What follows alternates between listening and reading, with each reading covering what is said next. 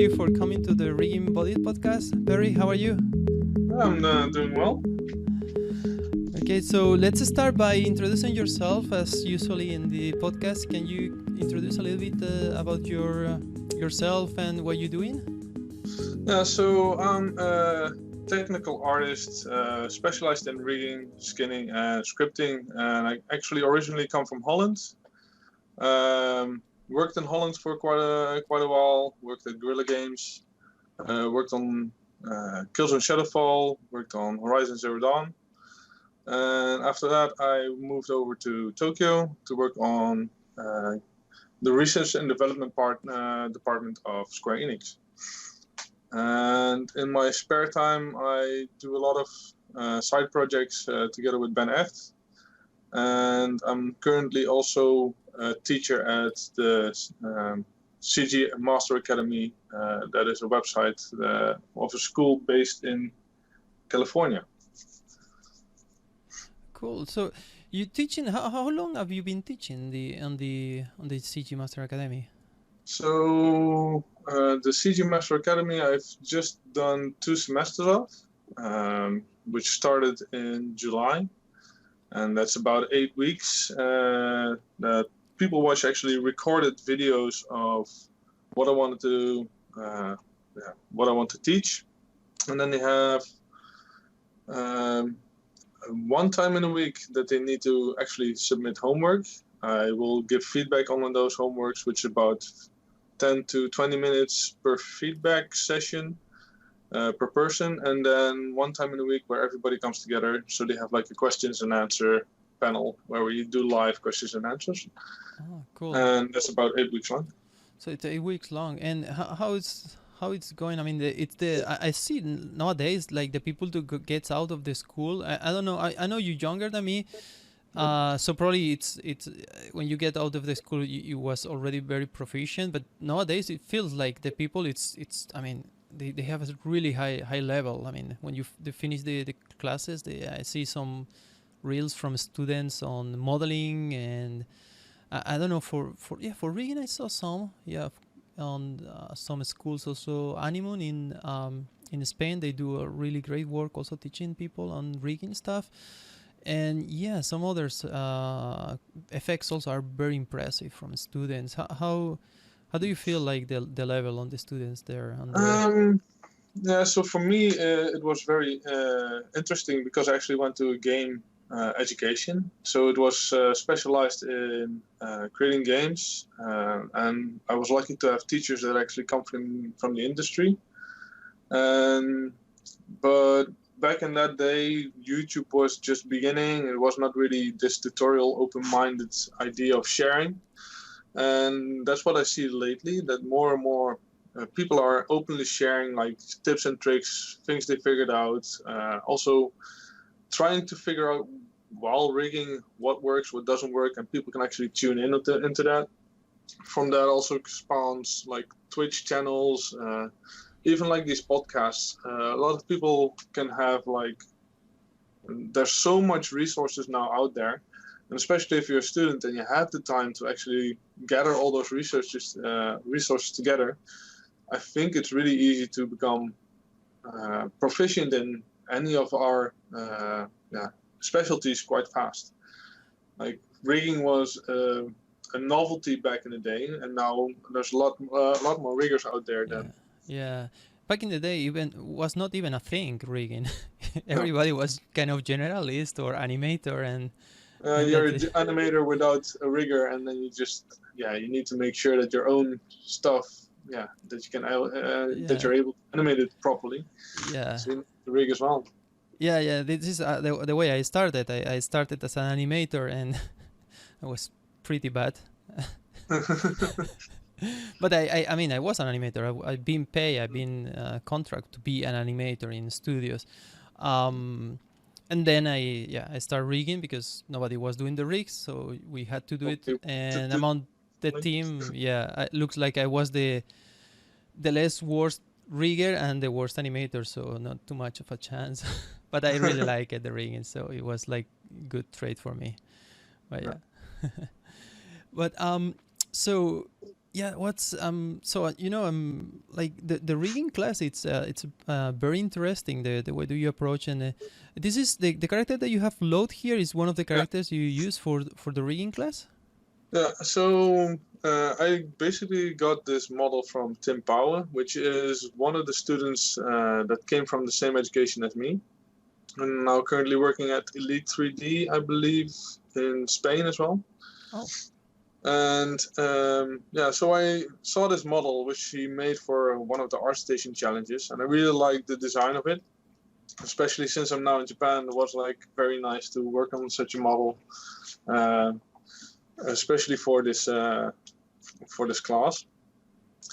What I do is I have this model, and I'm just going through the process of creating all the components to make the rig. But the students are not allowed to have this model because I want the students to actually think for themselves on what to do with joint placement, what to do with controls, how to size them up properly so it's easy for an animator to select, and all that kind of stuff. Because what I noticed a lot is a lot of people copy, but they don't understand what they're doing. And if you need to gauge your own way of, like, instead of this model, we have like a giant Hulk kind of character. Like, how do I transcribe this thin character to like a bigger character? Do the joint placements, make the mistakes, so they can actually actively partake in the feedback sessions and the Q&A sessions. Yeah, it's and do you do the all the rigging from scratch on the class? So you start in like placing the joints, creating all the things, or you train also like a little bit of scripting and templates, so they don't need. Yeah, so the class is set up in the first week. I just go over the basics. So I tell what the difference is between a joint and a transform, why a joint has a joint orient, what the differences are between an IK single chain solver and an IK rotate plane solver. I go over the types of constraints that people can use. And the first week, the homework is actually not working on this character or on any character. I have 2 mechanical engineering problems that they have to solve with constraints. And I have one just a simple like metal chain that they need to rig with an IK spline. Just to understand if they know, or I just give the meshes and they need to place the joints. Just to see if they can think for themselves what the best joint placement would be, so I can gauge the students in what kind of level that they have. I see. So you teaching the base of how to use the tools instead of jumping like in a, it's like Karate Kid, no? Like brush, wax, and pull wax. No, so you it's the basics, like using the constraints and the solvers and how to place the joints in a very specific situation, and then when they understand, they absorb this information correctly, then you can move forward and apply it to a real example. Yeah, exactly. That's nice. And then in week 2 we start with legs. Week 3 we start with the arms. Week 4 we do the chest and the head. And then we start going more into like how to connect all the components together, create a clean skeleton. So we have one skeleton, which is basically the controls, as you can see here. So this has all the controls and all the connections in there, and it even has joints, but these are not the ones that we're going to use. So we have one chain that is completely separate from it, which only has the joints and it has constraints in there. I see. So this is a clean version that we can actually export to an engine. This is the one that goes to the engine, and the other is the what I call the manipulation or the behavioral part of the rig, the one that creates the movement. Yeah, exactly. That's nice, very very clean, and it's pretty. This system is, I mean, it's pretty standard, I think. You keep separate the things that exports than the things that stay in Maya. Yeah.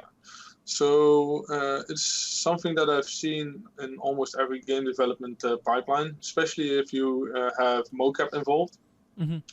Because sometimes you want to have the FBX go over to, for instance, Motion Builder. You do some mocap, you bring it back, And yeah, most companies that I've worked with, they have their own matching system, so they can match the animation from FBX data back to the controls. Animators can tweak it here and there.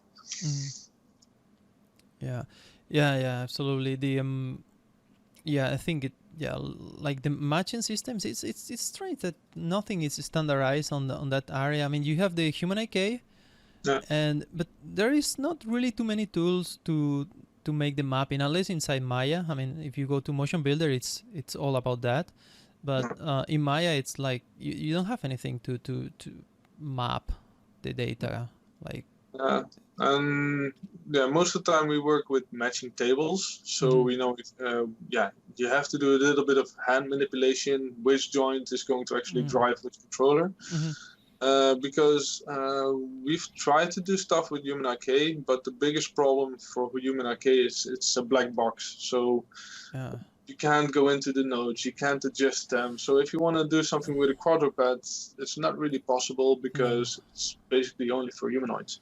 Yes, and the thing is like for HumanIK, even if you want to script something, you even have to open the not load I mean load the tool, but you need to open the interface in order to get access to some of Yeah, the interfaces that offers in a script base. So it's pretty limiting thing, and if you want to like let's say batch some kind of process in the render farm, I think you need to process that on a Maya with UI open. Like yeah. you cannot use Maya batch or things like that. If I'm correct, because I didn't do that part, but I heard about that. Yeah, I'm not. Uh, yeah, I'm not too certain about HumanIK because yeah, we've only looked at it a couple of times, but it seems like it hasn't changed all that much over the years. So I Yeah. think what it was back in the day is almost similar to what it is now. Mm, So yeah, yeah. And I do have something on MGear that use HumanIK, but the mapping is pretty manual. I mean, not manual, but you need to open it like in the scene. You cannot like use any batch automatization, and you need to do the process by hand because there is. I try to automatize everything, but there is a moment in the process that you need to activate like some kind of control on the UI that let's say bake that information back to the mapping, Mm. and then you can continue. If you don't do that, or you do it full automatize, it's something that doesn't work correctly. And but the way I'm doing it, it's like I don't redo the mapping, but you can redo the mapping, but it's a bit more tedious. So like Okay, but very interesting. yeah, but I mean it works, and the good thing it's not. I mean, we are criticizing here HumanIK, but I have to say that the solver itself it's great Oh, for humans. I mean, all oh, the remapping. If you don't have Motion Builder to remap your data before you import to your character, it means remap like no, proportions adjustment of your character against the actor that does the mockup. The HumanIK does this really well, and you can take advantage also to transfer animation from one character to another. Like if you have keyframe animator to character different proportions, mm, and you want to transfer the animation but to keep these proportions working, you can use HumanIK as an intermediate yeah, step. exactly. But Yeah, it's not to criticize it because it does one thing and it does one thing really well. It's just when you're going into more advanced type cases, when you do yeah, more with creatures or yeah, with animals or whatever, then it's very limited. So then, and especially when we worked on Horizon Zero Dawn, we have like these giant hulking robots. We mm, have to make our own matching system because basically all the quadrupeds are the base animations for all the cat-like animals. They all share the same base walk cycle, run cycle, mm-hmm. and then the animator just gives them their own flair just to make them a little bit more unique. I see. That's very interesting. And so talking back to your rigging class. So basically, the students end up with a full custom rig with the character that they choose, Yeah. and yeah, hopefully with a good knowledge and grasp of all the bases, so they can continue his work from there. Yeah, exactly. And currently, I recommend students to actually get out there and acquire their own mesh, that they can work with something that's their own. CGMA does supply an orc rig, something that looks like a character from World of Warcraft. Mm-hmm. But in my opinion, if you just use that one, if you create even like a demo reel with that, you're flooding the market with demo reels of the same character with the same type of rig, and that's not showing your own personality in your demo reel, No. and that's not good for your own marketing. Yes. So I advise people to actually do get their own model. And I'm now also in talks with Ben Echt, because he's also an instructor there. If for his class he does character modeling, so maybe we can use the models that come from that class, so we can do the rigging with that. So we will try to actually connect the modeler with the rigger, which is also a learning point, because then they can actually say like, the topology is wrong or the topology is right, or yeah, that's another thing on topology for games. Yeah, and also, well, the idea, it's great, absolutely great if you can join the people, because I was about to say also, like, I do sometimes research like for models, for do like gear tutorials and things like that, or to put examples, and it's pretty hard to get models, honestly. Unless you know the person. I try to approach some artists on like an art station or through the Gumroad, that they have maybe some rigs that they sell, and they say, oh, do you mind if I do another version of the rig? And normally or don't reply, or just say no. Right? But I don't want, I mean, it's not even to sell it, it's just like, do you mind if I do another version, and I give you back the rig? If you want to sell it, it's for you. Then what you get. I just want to make the tutorial. No, okay.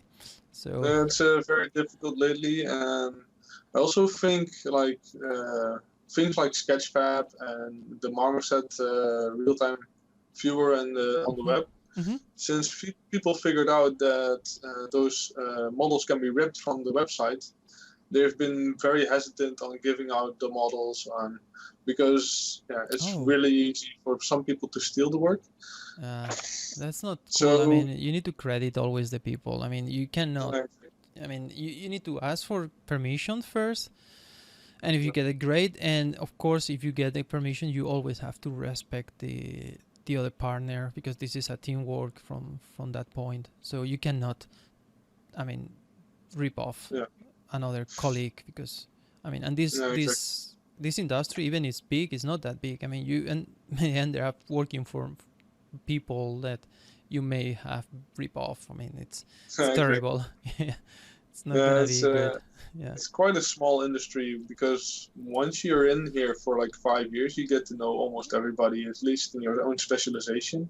Yeah. The same as we met with the typical forum. It's like, it's crazy how much people we all already have like in common, like people that come from your studio that are actually working together with me at the moment. Yeah. It's no, I mean, it's crazy small, and people I work in one studio, then for a few years you don't know anything, and then you start maybe a relation with other studio, and then they are out there, so it's like crossing paths over and over. But yeah, the yeah, I lost my train of thoughts. I wanted to make another question, but yeah, I should take note.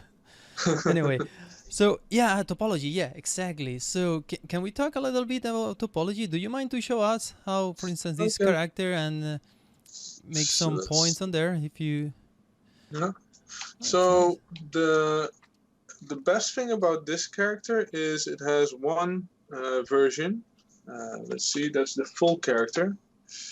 Let's see if I can show all of it. And the full character has, let's remove the garments. So there's one version that has like the full complete mesh underneath, which for me is really easy because I can just skin continuously. The only thing I had to do, well, in this case, not really because the head is already separate. But I can skin continuously and then just copy over the skin weights to the final mesh. So this saves me a lot of time, especially in skinning. And the really nice thing about, especially here the knees, you can actually see that there are triangles in the back here, just to give a little bit better feeling in there. And there's some thought in how all these things would actually move with the topology. Yeah, that's really nice, and it's funny because we do the same, and look like it's like linear production, like pre-render stuff. We do the same. We have a geometry that we call the setup geo. That is basically the full body with the head, everything. So we do most of our skinning and some deformations there, and we transfer later, and it saves a lot of time. But here, talking about the skinning for video games, and we was commenting before of microphone, the thing about the skinning is when you transfer. I mean, if you do the skinning here and you transfer to your armor and clothes and so on, and you need to brush up this skinning to make it compatible with the game engine that you're using, like the technical requirements of the game engine, because there's some limitations, no, on the like the number of joints that you can have per vertex, and the number of, I mean, the influences can be like 4, like each vertex can have maximum of 4 influences or 8, something like that, no? Like, yeah, so it also depends a little bit on which engine you have. But normally when I start with skinning something like this, I really don't care how much influences I use. Just want to make sure that this looks good. And then when I transfer it over to like the optimized version that you can see here, that's the point that I actually start to care about how many influences I have per vertex. And the easiest way for me to do that is I released some skinning tools that are free. Something like this. And in this case, I can search for like maximum number of influences on 8. And it's not highlighting any vertices, so this one is actually clean. And as far as I know about Unreal, it can use 8 influences per vertex. Unity is still hard capped on 4, I believe. But if you have like proprietary engines, the one we had at Guerrilla Games, the Decima engine, I think it was capped at 8 just for performance issues, but we could even go to 12 if really necessary. And then the proprietary engines that we have at Square Enix, they all also work with 8, for as far as I know. The only reason that we have this is purely for performance reasons, because skin calculation can be very heavy, especially when you have lots of characters in the scene of your game, so to say. mm-hmm. So yeah, the more time it takes to calculate what a skin cluster does, and the more characters you have on the screen, the lower your FPS gets eventually. I see. And since 30 FPS is something that you need to have, but 60 FPS is something that everybody wants to aim at, all that calculation time is very valuable. And especially in skinning, there's a lot of time you can save in there. Yeah, and another thing for the skinning, do you have like a decimal clamping on the skin? So maybe you have 8 maximum influences, but then the decimals cannot be more than 2 decimals or things like that. Do you need to think on that, or? So for that, I can actually do some pruning.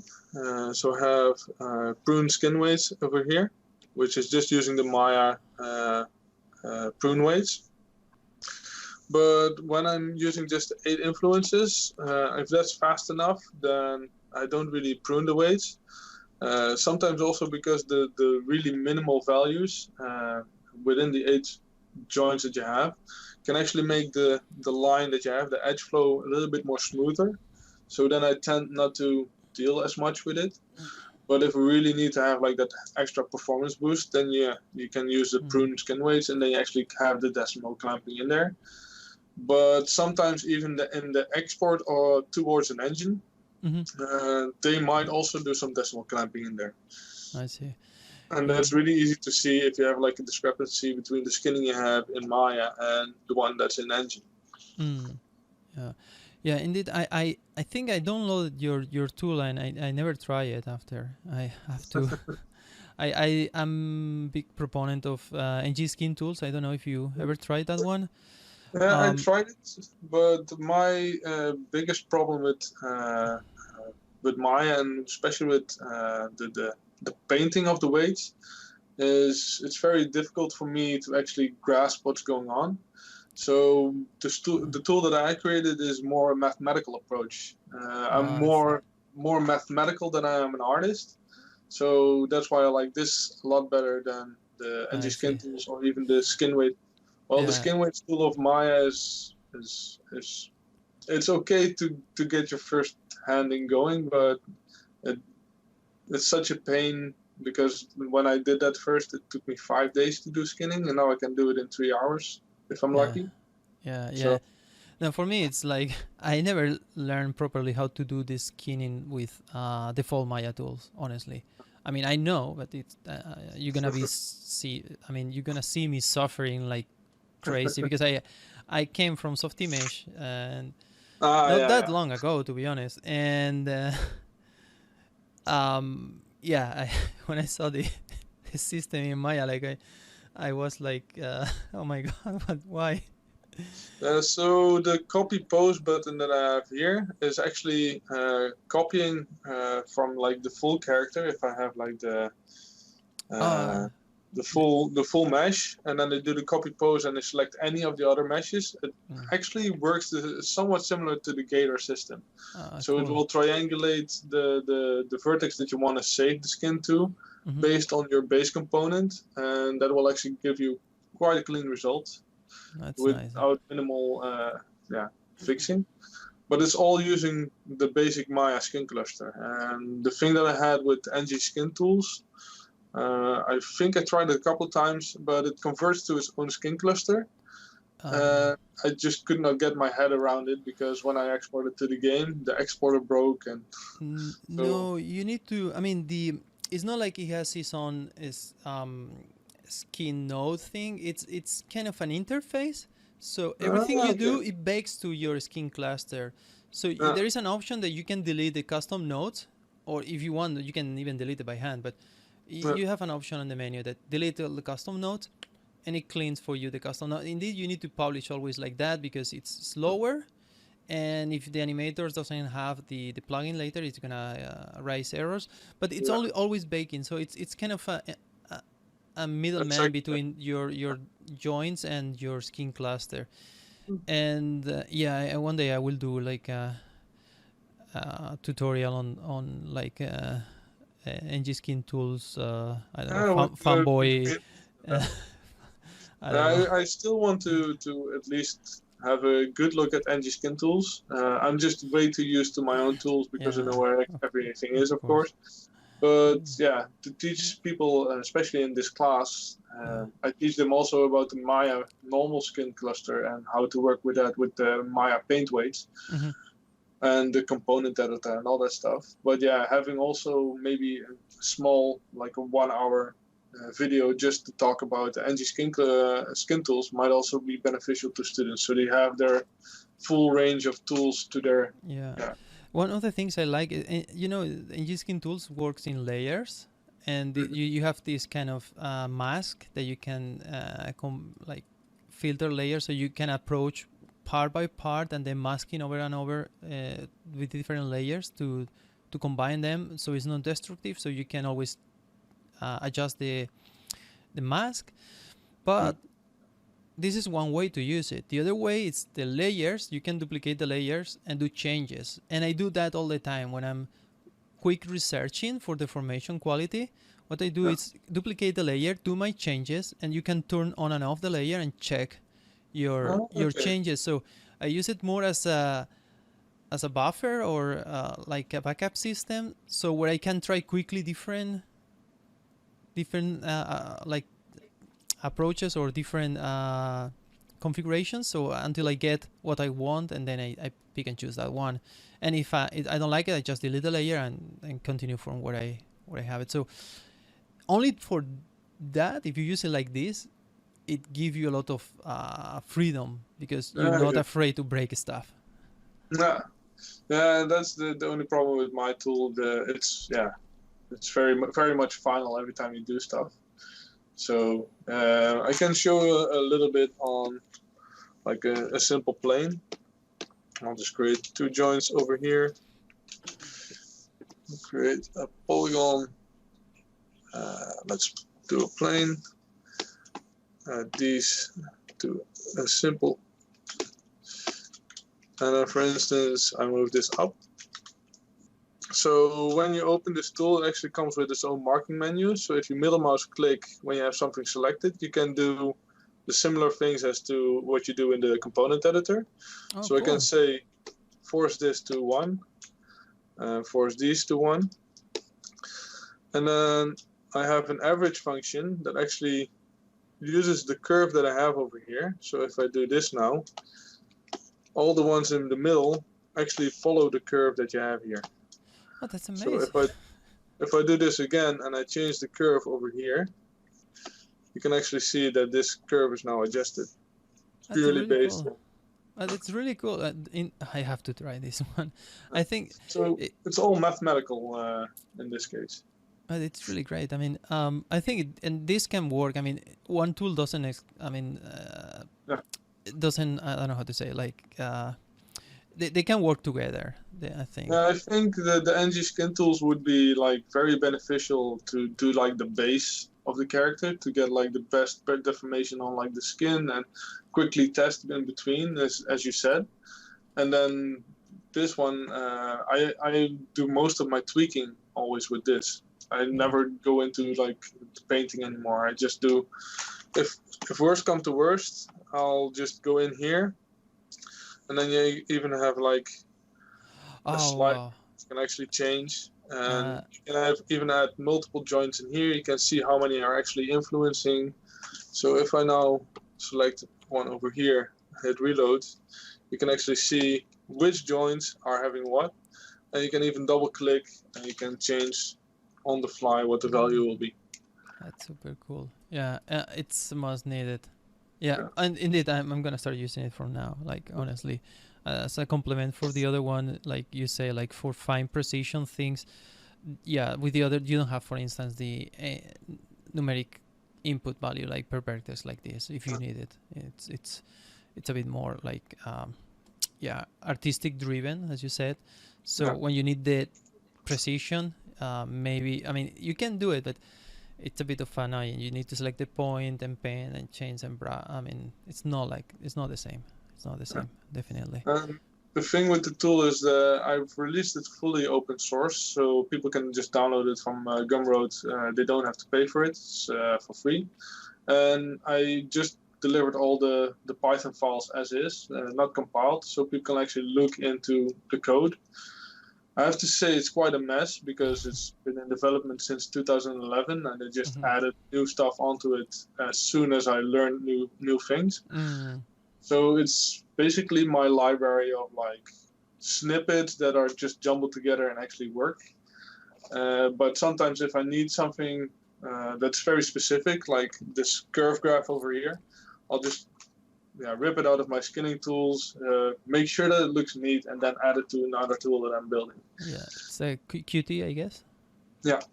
That's cool. Yeah, definitely. I'm gonna check also the code. Yeah. Be prepared. MKR is gonna be full of these curves soon. Well, it is the curve that you have over here is, I believe I added that 2 years ago, so that should be kind of okay-ish. I see. So if I dig deep in the code, maybe I found some corpses there, some skeletons. Yeah.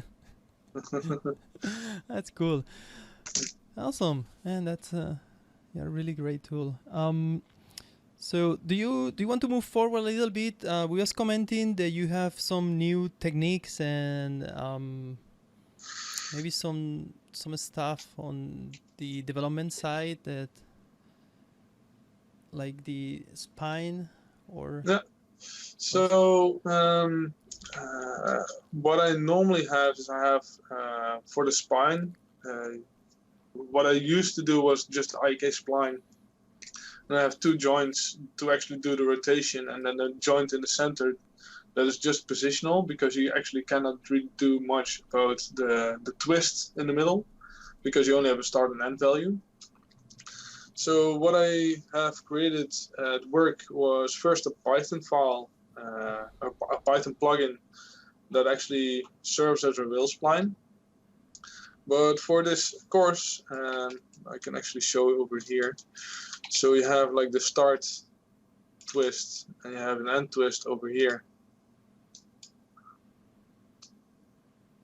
But also the one that's in the center, it also has a twist going on. So we have the IK spline, which does the start and end twist, and we have we learned in school back in the day about a ribbon spine. So you can actually use a NURBS curve or a NURBS surface with follicles or rivets to actually build the spine, so it can twist everywhere. But the problem with that one is it's always stretchy, so it doesn't have the same capabilities as the normal IK spline. And then for this course, I actually combined them together. So if I now move this out, I can actually move it to stretch. So it's actually going in between the IK spline and the ribbon. And I'll show a little bit on how that looks like under the hood.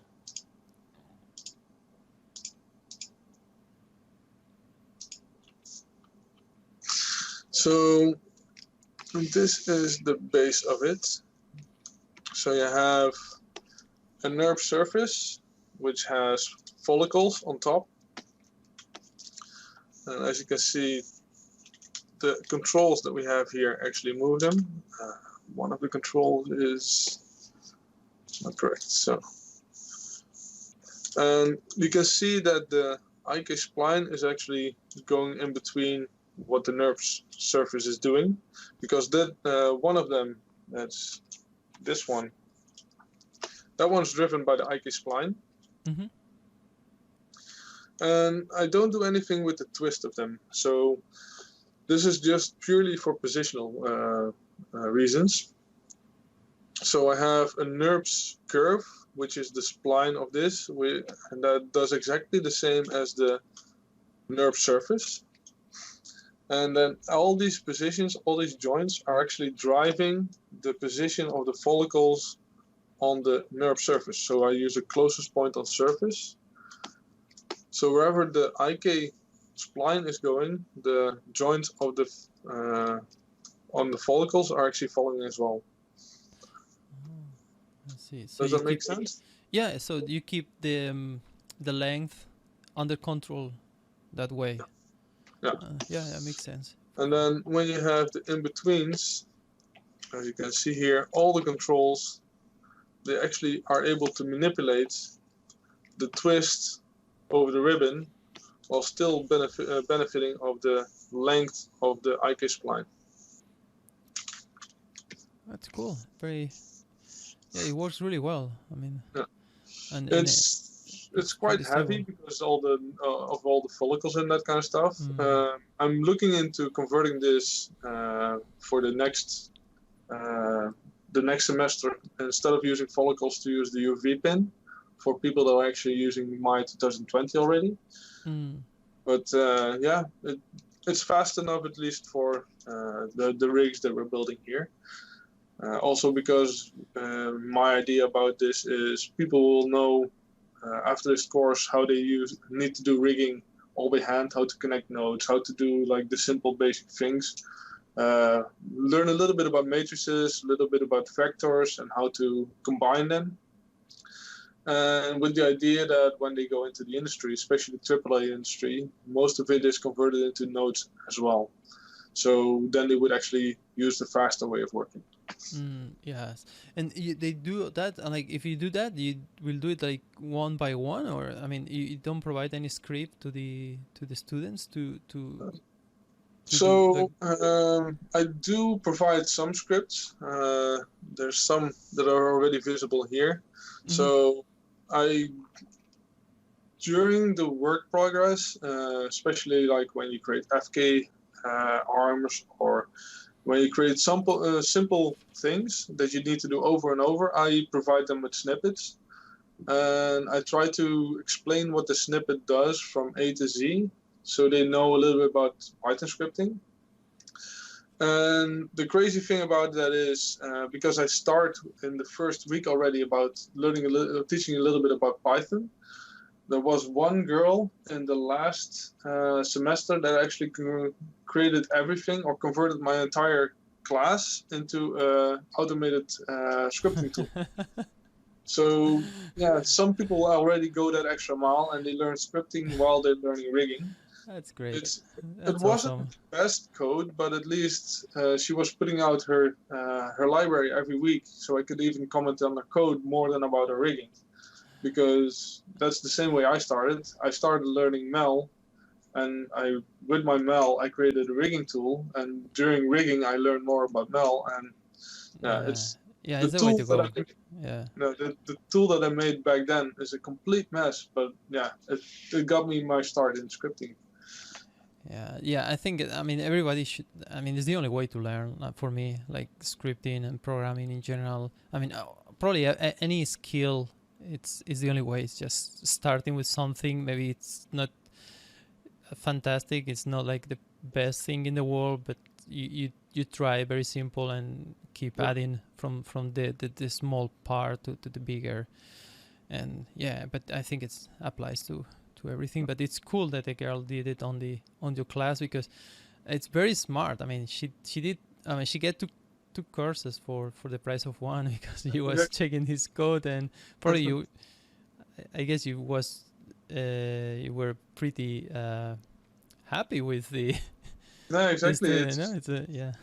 especially if you have like 20 students in a class and 19 all do rigging, to then have like one feedback session that goes purely about Python and like how to do Pythonic and object-oriented scripting, and how to do classes and that kind of stuff. Like, yeah, most of her feedbacks were over half an hour. So, That's great.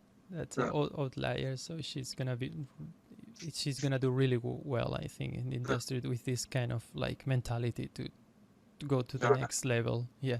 I, I think so, because as we talked in the beginning, there's so many good students coming out of university right now.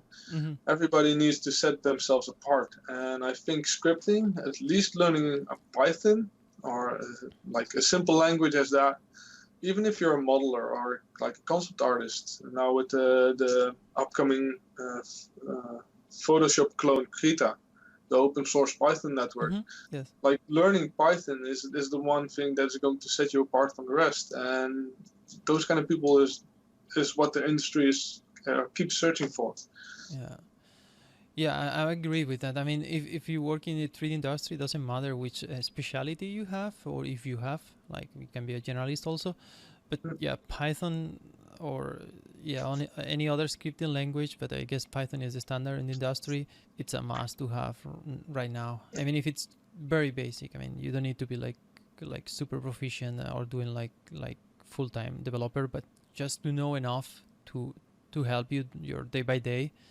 Yeah, Yeah, it's the most, I think it's the baseline nowadays. I mean, yeah, I see more and more people like doing little scripts there and there, even like super basic, maybe sometimes like just copy pasting the Maya log and then adjusting a little bit with mail or something like that. But even that, I mean, if you willing to do that and learning a little bit, it's gonna be super beneficial for you. yeah, exactly. Like Python is not limiting you to just work in Maya. You can go to Houdini. You can go Yeah. to almost every package, but also stuff you want to do on Windows itself or like on Mac. Even with Mac, it comes out for free because you don't have to install anything specifically. It's already installed for you.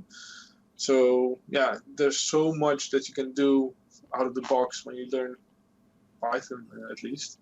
Yeah. And yeah, the next big step is C++, and especially with Maya plugins, it's not that big a step further. Yeah.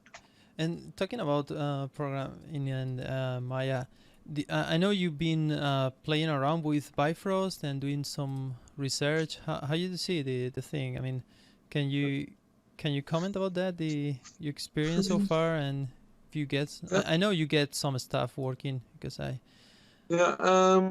I've been looking, but I don't think I have it on this PC. I have something here, so let me see if I can open that. So I created a simple Bezier function. So it just takes in controls, and it can actually draw its own surface, which in this case is the line.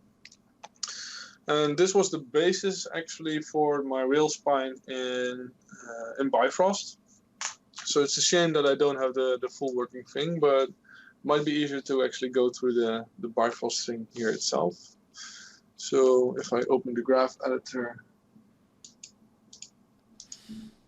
so, and this is, I mean, supposedly Bifrost is not even yet ready for rigging. This is No, suppose it's, something like it's gonna come in the future. No, like it's gonna be improving in other areas, but yeah, I mean, many people doing amazing stuff already. yeah. I think because a lot of things you need to do actually yourself.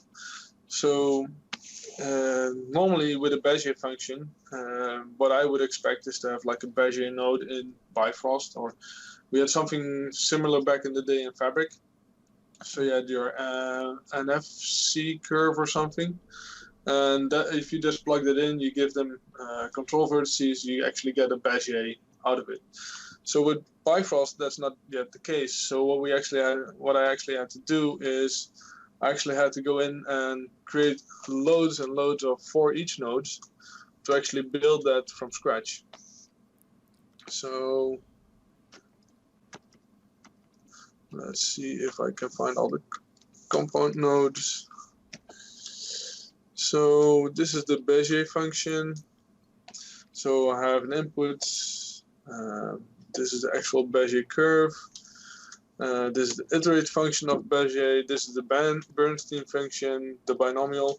So actually, what I did is I find the way on Wikipedia how to create a Bezier function, and then you find the math, or like the math behind it and how all the functions are called.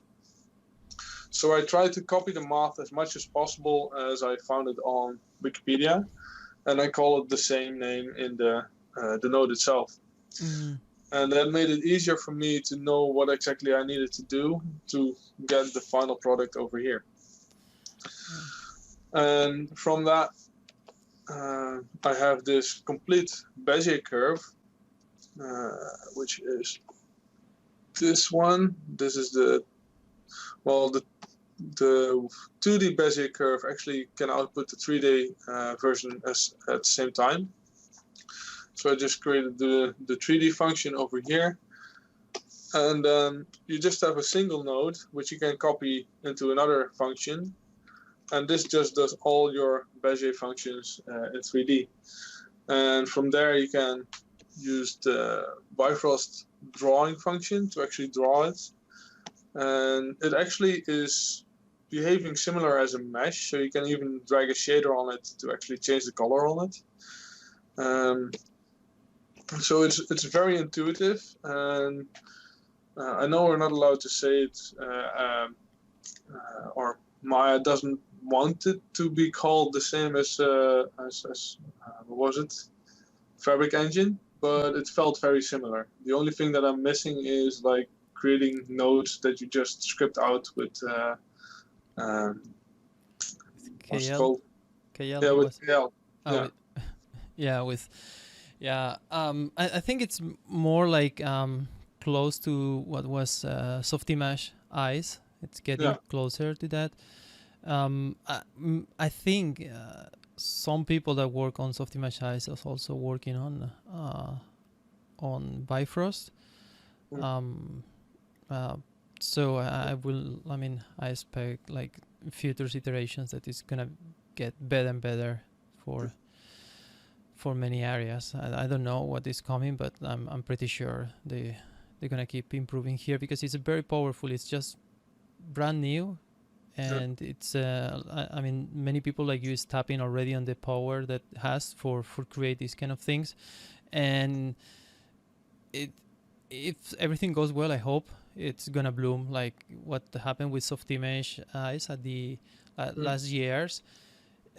It was some people like doing amazing work with eyes and creating like plugins, and creating like very unique and innovative ways to do it. And yeah, I was watching the I think was a SIGGRAPH. They did some presentations with which company was the Todd Akita presentation was really impressive. I know it was before he was on PSYOP, but now I don't remember where he's working now. But it was really cool, that one, and creating a lot of stuff with strands and things like that. It's yeah, very What I really like about Bifrost is every time you do a connection, every time something is drawn in Maya 3D viewport, it's actually compiled in the background against LLVM. So it's almost just as fast, or maybe sometimes even faster, as C++ node. So that's it crazy. makes it easier for people to create very fast rigs, especially if, coming from a tech point of view. Yeah. And the only thing is, on the one hand, it's really easy to submit a rig, like put it online. People can grab it. They don't need to have like the separate plugin. They only need to have Bifrost for it to work. But on the other hand, you don't have a way of protecting your rigs, or your nodes from being used in other people's rigs, because people can actually just copy the Bifrost node and just. So it's on the one hand it's easier. On the other one hand, it's a little bit more difficult to keep your own library your own, so to say. Yeah, if you want to keep your like your secret sauce, or Yeah. yeah, if you want to do something commercial to sell, like I thought they you can black box some of the compounds, but I guess no, because you can export everything to JSON file and it's Yeah. gonna be exposed anyway.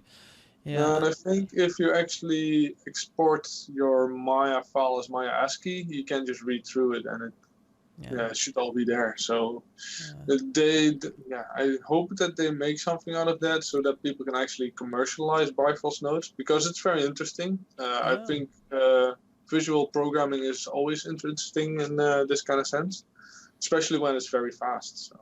yeah. I think and the commercial part is also interesting if some independent developers want to sell stuff and they can make money on that, and the community gets a benefit on that, and it's a win-win situation, I guess.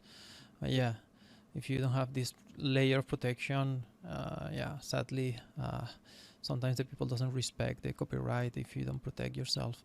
But yeah, that's I guess a tangent here. But one thing, and that's my personal thought, on when I was doing like eyes on Softimage, the for me one of the like downsides of this approach is I found it's way more difficult the maintainability of your compounds, your deformers, or whatever you do, than if you have a code like in text. Yeah. Maintainability. So if you're very much programming oriented, and like for me it was very difficult to wrap my head around some of these aspects, especially like the iterations and the for loops. Like I'm very confident now with my Python scripting to actually make like a plugin from scratch within a day. And this took me a couple of nights to just convert whatever I had in Python. So I first wrote down the code, like how would I do it in Python, and then converted it into nodes, because my mind thinks more in the code than into the visual node Oh, system. so that's That's interesting. also a difficulty for me with like Houdini, Mm-hmm. because the node system in Houdini, it is very much technical, but it's also very visual. So you're actually working with whatever you can see, and as long as I don't exactly know what the node does under the hood, it's really difficult for me to wrap my head around it and to get it to work the way that I want to. Yeah, that was one thing interesting that what you said is like, so you did first your code in Python and then you converted to Bifrost that graph. That's correct. That's interesting because normally the people at least in ICE was doing the other way around. So you prototype in ICE because it was faster, and then you move to code or C++ to get performance or to get it like solidify in one node. You know, that's interesting. And the other thing that you say, like the visualization, yeah, that's also another way that Softimage had that really great. Normally, you can in your connections right click and you can expose the data in a visual form, so you can visualize your vectors or transformations, so you have an array of data, or so you can. It was a bunch of ways that you can visualize like abstract data in a very like visual way. That I think here is you have something, if I recall, but not Yeah, that much. No. you have a way to export what a single connection does to a JSON file or to a text file, so you actually know what comes out. And there was a way to add a watch point. Yeah, exactly. That one is the one I was referring to. But it's only the data, like pure data, like this. It's not like something that you can visualize in 3D. No, so for that I actually I did that for one thing. I created a compound node, which is called local rotation axis, the same as you have in Maya, and it would just convert all the matrices to just these simple lines as you have in here. For that, I do believe I have a video, but I have to search for that. Yeah, but you have to create like you have to create your like dummy object to plug this data so you can visualize the data. It's not like it has an override of OpenGL gizmos or something that show ups. Like, yeah, that was really nice on Softimage, like to visualize like transformations and things like that. You just click it and you have, like if you have a Bezier, you have X number of transforms that you want to make like a slab rotation or something, so you can, for each point on your Bezier, you can create visualize like a transform axis, and you can see visualize the rotation visually, what's going on there, things like that. Oh, interesting. That's really cool. So just continuing a little bit with the topic of game rigging, because I think this is a tangent on the game rigging topic, but Exactly. really awesome one. But it's yeah, for game rigging, I mean, I'm been lately. Normally I don't work for games. I did a little projects there and there, but not really working like full time or AAA games like you do. And I'm very interested lately on improving gear for games, and I have a few questions. Do you mind I shoot some questions? No problem. Yeah. So one of the things is like, for instance, I mean, I think for I don't know if it applies for triple like A games, like the way that we place the joints on, like for instance on pre-render on linear production. For instance, we have the arm, and we apply like some twist joints for roll joints for the forearm, for instance. And normally we don't mind if it's exact position on the topology. Normally what we do is just, okay, we set this, we have like 4 divisions or 3 divisions, 10, whatever, and then it's evenly distributed, and it's good enough normally for that. But in games, for instance, the joint positions on, for instance, the arms, the spines, necks, things like that, they must be very precise on the topology for matching some of the loops of the topology, or how you're gonna skin, or it depends of the games. Like if you goes like AAA, it's more like pre-render almost, like in terms of quality and some of the things that you can do. But maybe if you go for games, or like all, like there are not like AAA games that maybe topology is smaller, so you need more precision on the joints? How it works like that? So yeah, that actually depends on what kind of game, what kind of engine. Like I know, for instance, Unity wants to have a certain bone structure. If you want to use their mechanism, like Mm. their way of using like a similar system as the HumanIK. When you want to have like uh, an automated process on tagging all the bones, then they require a specific way that the joints are parented or in their hierarchy. It doesn't matter if you have like multiple bones in there to do the roll bones, but just the way that the first section of the hierarchy looks like, that's what they're going to use to determine the automated process.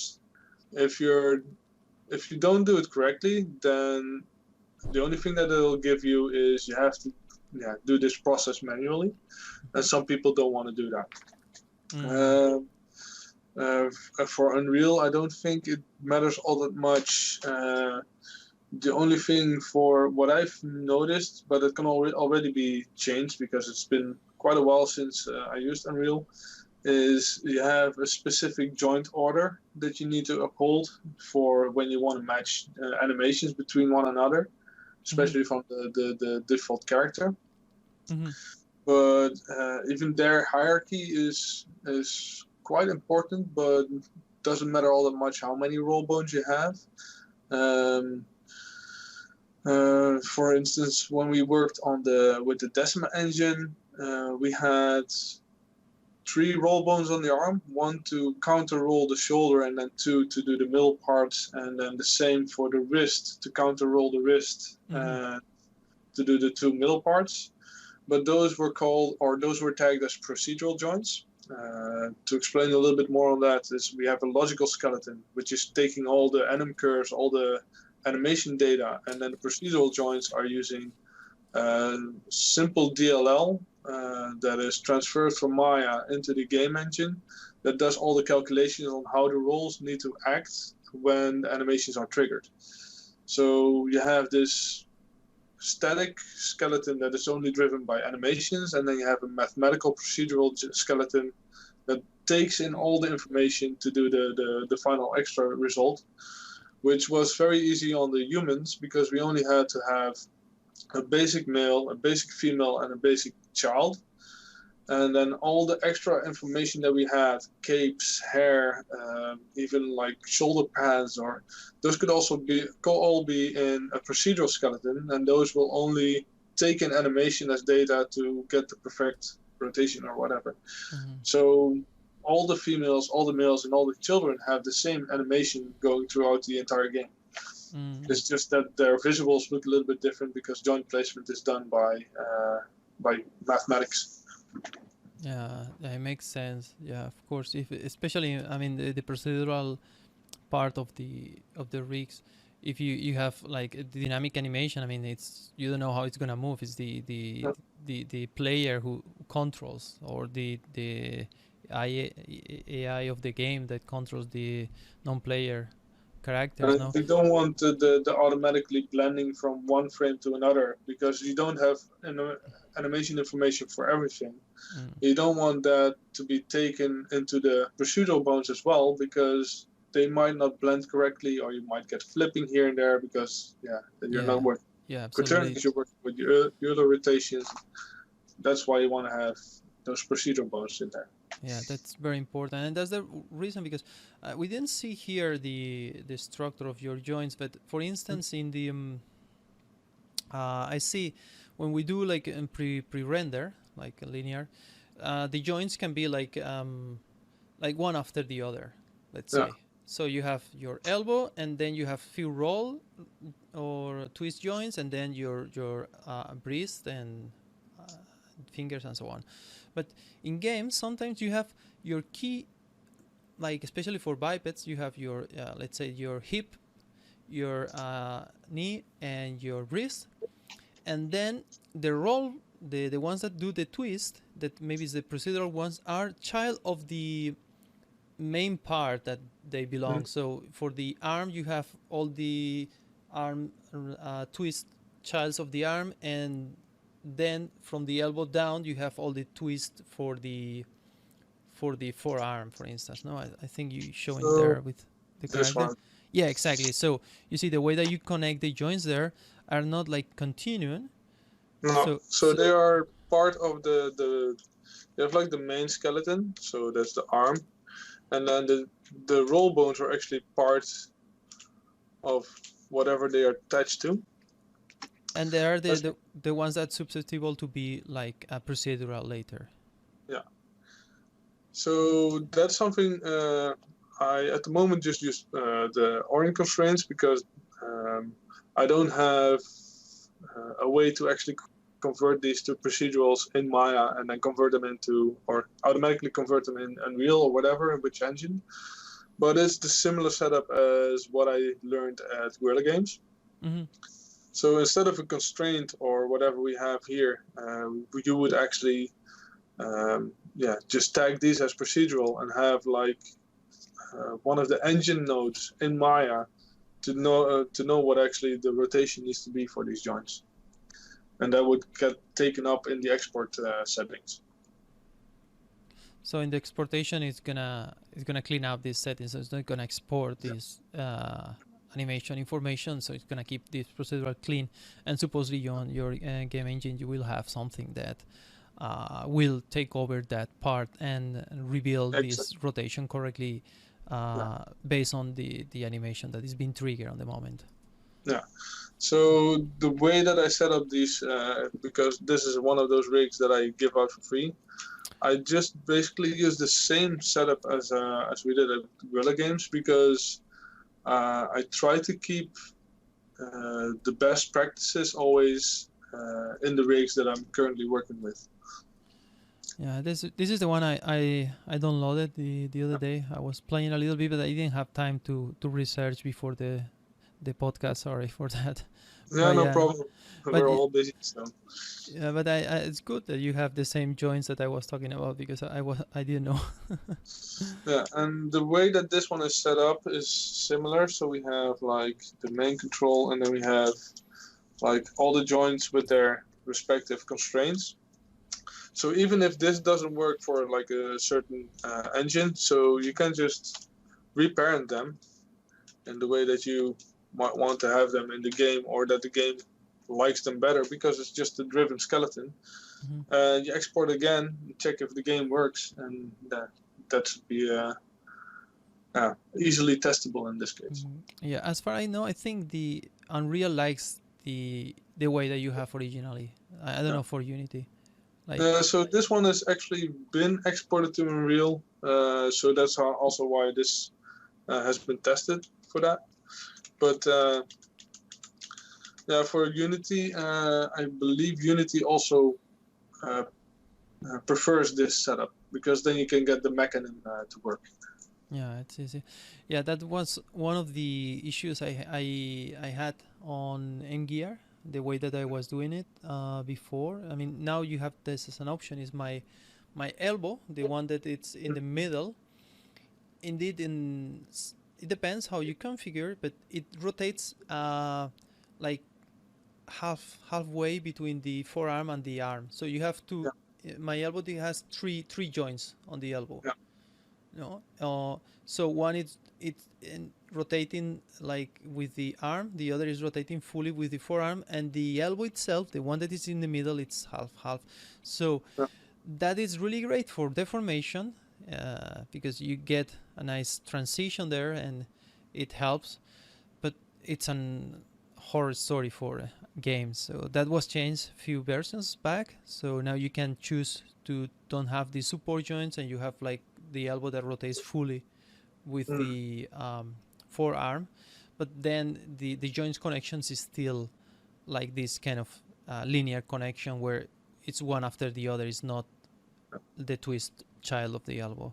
So this is something I have to change for sure, or make it optional. Same as with the roll in the wrist. This is something that I've like the roll in the arm is something that I've been using since Guerrilla Games, but we did only had the two roll bones in the center of the wrist, but never the last one that actually takes in the rotation of the wrist itself. So whichever way you twist this one, it will actually follow the rotation of the wrist, but always point forward, while the wrist is pointing downward. So let's see if I can make this visible with location axis. Yeah. So normally this would be matching up. And then if I rotate this downward, doesn't matter which way I rotate, the other one is just following the twist of the wrist, but not the wrist itself. Yeah. So you can get a very nice crease in the wrist itself here. Yeah, I have the same on the, we have the last joint goes there, and we have like one called end, that it's the like, let's say the hand itself, that it does the same. So you get two axes that doesn't affect or affect a little bit to the twist, and the main axis, the y axis, that is the twist movement, that so it gets the transition really nice. But yeah, and one thing I don't do is I don't place it exactly in the same position. I just offset one from another a little bit. But yeah, it's a minor detail. But yeah, it's same implementation, and indeed it helps a lot on the deformation in that area. Used to place them a little bit from each other as well, but because my skinning tools are basically using the label on the joint itself. So let's see, Attribute Editor. So I have like an automated label system. Labels this directly, so I can just copy it over based on label instead of joint position or closest joint. That makes it a lot easier to mirror skinning. Yeah, that's funny. This joint leveling is something I learned not long ago that exists. I never use it. I never use it. I found I do my own taggings and labels like where I need it, like with custom attributes, but never used this one. That's cool that you're using. I'm now opening the skinning tools again. If it loads the PyML, and I can show it. So I have this option over here. Yeah, the level one. So you go for label, and this is my wildcard that I use. So left underscore is the basic. Oh wait, this is for Unreal, so I have to change it over here. So underscore lowercase l, star underscore lowercase r. And then if I hit OK, it will just label everything, and then you're done. So now you can actually see that these are labeled correctly with the side that they're in. Some are called center, and here you have the other side. Cool. So that makes it a lot easier just based on, if you have proper naming, that's really easily done. So, and this label, it's being used later for exporting the animation, or sorry, I'm just losing track here. So if for you the want skinning. to skin from one, so if you select the mesh, like somewhere over here, and then you do like mirror skin weights, you open, and then the first influence association is just based on the label. So it will find the mirroring joint based on the label of your joint. Oh, shame on me. I told you before, I never used the Maya default skinning things. And this is the mirror skin from Maya, no? It's not yours. Oh, this is yours. This is the Maya option. So these over here, most of them are just Maya options. Okay. Some of them are a little bit tweaked, but you will always get like the best settings in these boxes for the setup that I use. Yeah, that's the reason I don't know, because I never use the mirror from Maya. Never use it. It's I don't know if I should be proud or or well, ashamed. If you get your stuff done, then it's fine. No, of course, trust me. Especially in rigging, there's more ways to skin a cat. So yeah, no, I use the so I'll say like NG skin tools all the way. So it's a way to go for me. But definitely, I should double check some stuff in Maya. I'm still learning a lot of stuff. I mean, there's lots of tools here and lots of stuff that I never touch. Yeah, maybe one day I will discover like something that will traumatize me for the rest of my life. Like, why I didn't know that before. I'm not sure if that's in here. So yeah, don't know if you know about proxy attributes. Yes, I do. So ever since I've learned about them, I'm using them everywhere. So especially for IKFK, like all the objects that I have now have the IKFK in there, because you don't know what an animator will touch, or sometimes you have like this single control that holds all the stuff, which is fine, but I also like to have it on the Yeah, they're Uh, really great. For me, the only well, there's two bad things, and well, one is pretty bad. It's if you're working in 2018 or previous pre uh, or like older versions, mhm. if you use animation layers and you have proxy attributes, they break. The Yeah. proxy attribute breaks. So that's the and I didn't use yet 2019 or 20 in production, so I was stuck without the option to use Yeah. it. So 2019 Yeah. Bear one, it breaks because they broke the proxy attributes, Oh, probably trying cool. to fix the layers. And Mhm. 2019.2, I don't have any problems with them. So that Cool. might be a good way to start them. Yeah, and the other thing is like sometimes the animators wants to control where they put the keyframes like when they do the configuration with IK, FK and things like that. Unless some of the animators I work, so if you put scatter the proxy attribute around some controls, they may be in K in the FK IK Yeah. attribute without want to do that. So but yeah, I agree that they are great.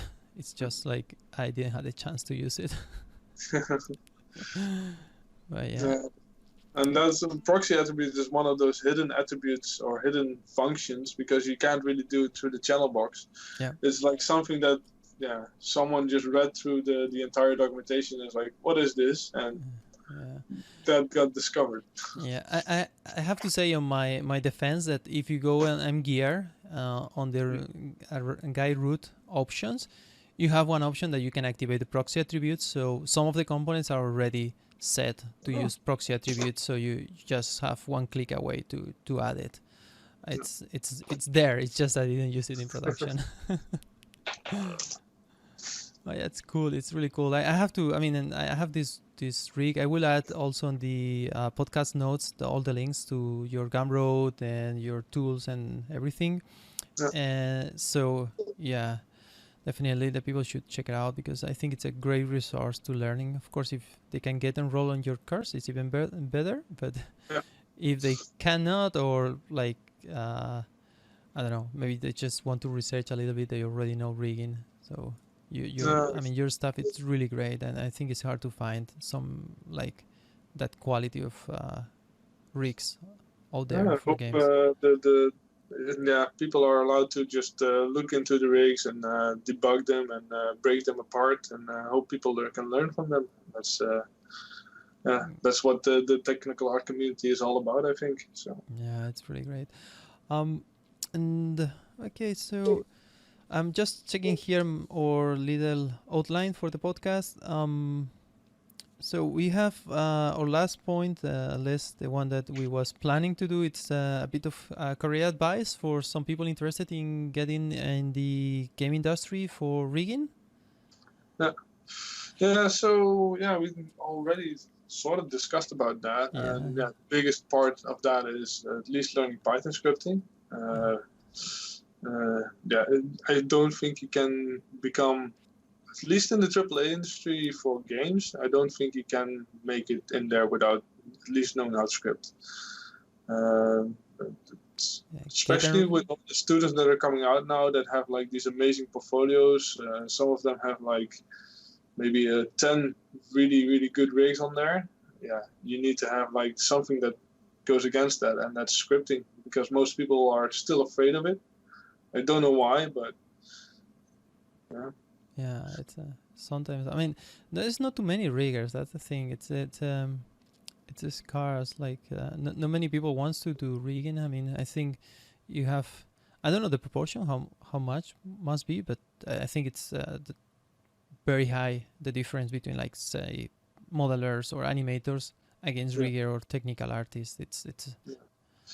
yeah. And yeah, I think especially also when you follow courses like the one that I'm giving, try to get a model from a modeler that you know, or from someone on the internet that you can ask questions or give feedback to, because that's sometimes also appreciated to a modeler to know how to model for a rigger. but also that you're not just using the model that is given with the course itself, because then too many people have the same demo reel as you. That's Yeah. probably one that's very important. Yeah, absolutely. Yeah, this is a good advice, because sometimes, I mean, if you watching reels from people who apply and they use the same model, even maybe one did a great rig, but then you did not even remember which one because all had the same model. Yeah, exactly. That's difficult. It's also some people just take a rig that's already built, strip the rig out of it, and then rig that themselves. Yeah, the rig is already known, and you might risk that someone would call it plagiarism in some cases. So that's also something that people should avoid. Mm. Yeah, like I was saying, like you should always unless let the artist who did the model know that you're gonna be using it, or and credit him. I mean, Yeah. if you cannot contact him or something, it's okay, but just let's credit him, put the links of the name and everything. So this is gonna make you better person to start, Yeah. and that's Not only that, if people actually find out on your portfolio, especially here in Japan, they're very hard on the copyright. Like you need yeah, to do like the quotations in the correct way. You need to do like the patents. You need to copyright. There's like entire day courses for it here. yeah, So yeah, if you don't do that on your demo reel, then that's already a bad sign here. So yeah. Here, especially in Japan, yeah, that's true. It's very the copyright is very strong indeed. If you check some websites from studios that do like services for animation or games, they rarely have a demo reel. yeah, They have some like post, we did this project, and maybe a link for the like the official website.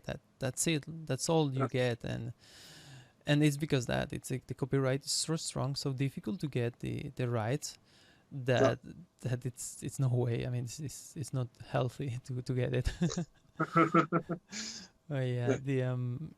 but yeah, and I was about to say, like, also, like, if you use a rig from someone else and then strip the rig and do your own and so on. So if you say this is the copyright from this person, and you give the credit, and I did my version and so on, so nobody's gonna point you as a plagiarist or anything like Yeah, that. I mean, exactly. you being totally honest and clear. Look, I just found this and just want to show my rigging skills is not like intended anything else, like. So I don't think anybody will say anything. I mean, honestly.